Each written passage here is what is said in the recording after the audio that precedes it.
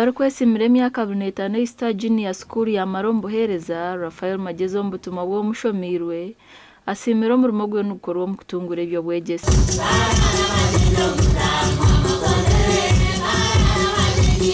Ne sima munonga obuhereza kucara munongo bw'abana kushoma. Abana kushoma n'ekintu kikuru mu ihanga kuri kubanda tunga abana barunje bashomere ndiye yongero misho kandi yongera kwetegereza. Okutandika kwa Star kukaretebi amashanyarazi gakataho mu cyaro garukuritwa Star Junior School hata bataka bina amashanyarazi isina abiya bataka muhanduke mikono muhakane amizi tukagabira twakwatanisa n'abataka twatimbe mfureje y'amizi kandi garuho omucyareki. Abebembezi basimira abantu abo kwatanisa kurebuka ngo urumwana wa Uganda yatungo bwegese burungi.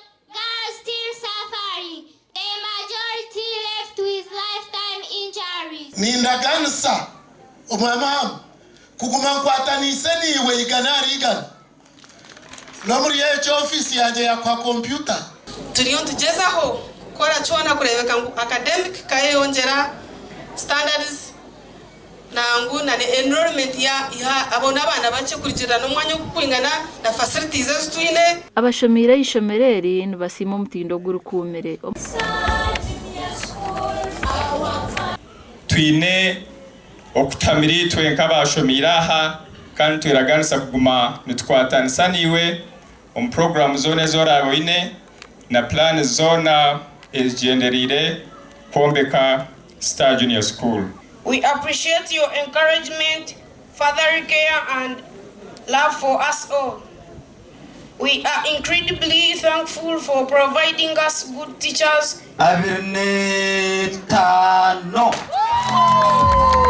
Oh yes.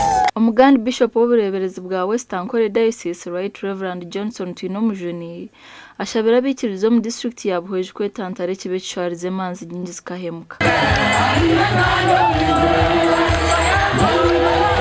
Harumu omuntu w'ikitisa undi kubinga institution akazaya yaho no mana atunga 7 million zingahe kuya yatandwa kuruga kunaka kuza kugutso umbushi wa secretary namwete mutkana hatana banyanga ubu mushyaka yamukwatire mpore yamutepinga atakimanyire yamutepinga namushaba yaje kwekana umushyya gitaho tep asumiye ntogono ayibambate ninye bishop atayibambe ninye atabambe nikibi ya ambulance yimtimi kono nte na kushasara konkata yokota yarga million zingahi yazabereye ikibi. Bishop Twinomujuni babwa mbere izo bari yanywazo bwa 2005 busaba dikono bwa Nyakashaka Buhwejo.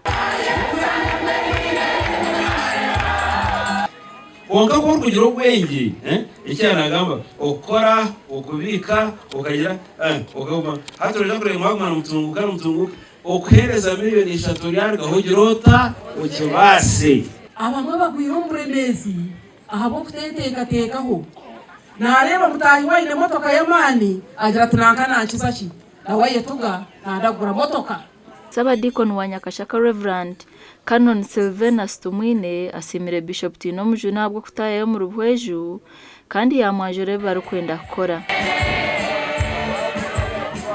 Etwaletelire gukora okuguza muno kuburengeri ogwe twebengize rukunde mwana sabona okuguza mo kagira program zona zobureberezi okureba mwese ntazeme moyobureberezi twagumana tuzihereza omugire. Bishop niwe nkomuntu ebigambo byawe kikubuhura WhatsApp kinkureba WhatsApp nabuhura mpora byankwataho then nakureba misho na misho emotion zisha.